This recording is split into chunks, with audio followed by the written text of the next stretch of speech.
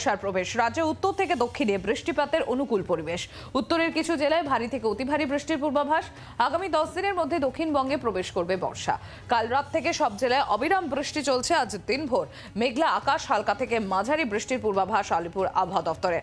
আরো বিস্তারিত আমরা জানবো কেমন থাকবে আজকের আবহাওয়া। আমাদের প্রতিনিধি অয়ন ঘোষাল সরাসরি রয়েছেন আমাদের সঙ্গে। অয়ন, আমরা দেখেছি গতকাল মধ্যরাত থেকেই বজ্রবিদ্যুৎ সহ রীতিমতো কোথাও মুষলধারে, কোথাও বিক্ষিপ্ত বৃষ্টিপাত হয়েছে। কি জানা যাচ্ছে আজকের দিন এবং আগামী 48 ঘন্টা কিরকম থাকতে চলেছে দক্ষিণবঙ্গ উত্তরবঙ্গের আবহাওয়া?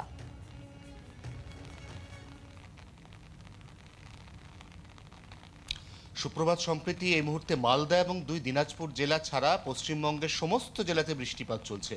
দক্ষিণবঙ্গের মুর্শিদাবাদ থেকে শুরু করে দক্ষিণ 24 পরগনা জেলা পর্যন্ত এক নাগারে বৃষ্টি চলছে। কোথাও হালকা, কোথাও তার থেকে আরেকটু বেশি, কোথাও মাঝারি। যখন বৃষ্টি চলছে তখনই ঠিক এরকমভাবে বজ্রবিদ্যুৎ সহ বৃষ্টি সঙ্গে দমকা হাওয়া বইছে, যে হাওয়ার এই মুহূর্তে কলকাতায় গতিবেগ ঘন্টায় 30 থেকে 35 কিলোমিটার। উপকূলের জেলাতে সেই গতিবেগ সামান্য বেশি, 40 থেকে 45 কিলোমিটার। এবং মুর্শিদাবাদ, বীরভূম সহ পশ্চিমাঞ্চলের জেলায় সেই হাওয়ার গতিবেগ এই মুহূর্তে 40 থেকে 50 কিলোমিটার। উত্তরবঙ্গের ক্ষেত্রে বিশেষ করে আলিপুরদুয়ার, জলপাইগুড়ি এবং কোচবিহার, সেখানে আজকে অতি ভারী বৃষ্টি, 200 মিলিমিটার বৃষ্টির পূর্বাভাস দেওয়া হয়েছে। যখন বৃষ্টি হবে তখন সেখানে 50 থেকে 60 কিলোমিটার বেগে দমকা হাওয়া বইবে।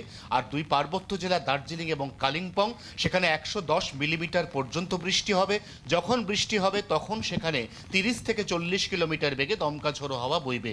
এর মূল কারণ উত্তরপ্রদেশের উত্তর পশ্চিম প্রান্ত থেকে পশ্চিম বাংলাদেশ পর্যন্ত একটি বড় আকারের ঘূর্ণাবর্ত মুর্শিদাবাদ এবং মালদার মধ্যখান দিয়ে গেছে। এবং তার সঙ্গে অবশ্যই আমরা জানি যে ইতিমধ্যেই ভারতের মূল ভূখণ্ডে মৌসুমি বায়ু প্রবেশ করেছে।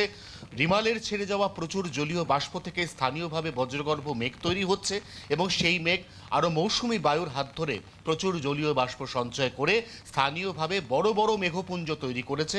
এই মেঘপুঞ্জ থেকে এই মুহূর্তে বাংলায় বৃষ্টি চলছে, যে বৃষ্টি অন্তত দুপুরবেলা পর্যন্ত চলবে এবং 4 জুন অর্থাৎ লোকসভা নির্বাচনের গণনা পর্যন্ত এই বৃষ্টিপাত বহাল রাখবে বা বহাল থাকবে বলেই এখনো পর্যন্ত পূর্বাভাস আলিপুর আবহাওয়া দফতরের।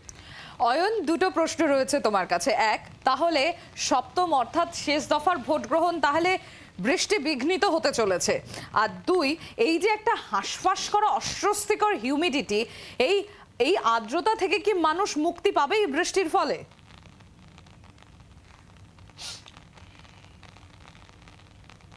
দেখো, শুক্রবার সকালে এই সময় দাঁড়িয়ে কথা বলাই যায় যে বুধ এবং বৃহস্পতিবার গাঙ্গেয় দক্ষিণবঙ্গের প্রায় প্রত্যেকটি জেলায় আপেক্ষিক আর্দ্রতা বা জলীয় বাষ্পের পরিমাণ 98 থেকে 100% স্পর্শ করেছিল।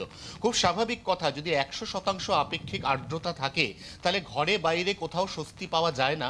এবং সেই আপেক্ষিক আর্দ্রতা দেখে কোথাও না কোথাও কিন্তু আশা প্রকাশ করেছিল আলিপুর আবহাওয়া দফতর। তাদের থিওরি ছিল যে যত জলীয় বাষ্পের পরিমাণ বায়ুমণ্ডলে বাড়বে তত বেশি করে স্থানীয় বজ্রগর্ভ মেঘ তৈরি হয়ে বৃষ্টির সম্ভাবনা বাড়বে।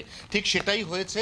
জলীয় বাষ্পের পরিমাণ একটা সময় বাড়তে বাড়তে এই মুহূর্তে সেটা কিন্তু প্রায় 100%-এর কাছাকাছি পৌঁছেছে গতকাল সন্ধ্যের পর।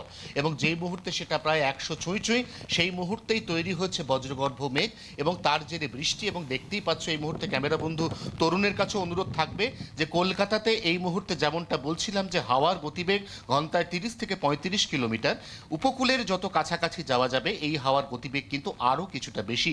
সব মিলিয়ে এরকমই আবহাওয়া মোটের ওপর রাজ্যে 4 জুন পর্যন্ত। এবং তোমার যে প্রশ্ন, অর্থাৎ সপ্তম এবং শেষ দফার লোকসভা নির্বাচন আগামীকাল 1 জুন সকাল 7টা থেকে শুরু হতে চলেছে বিকেল 5টা পর্যন্ত।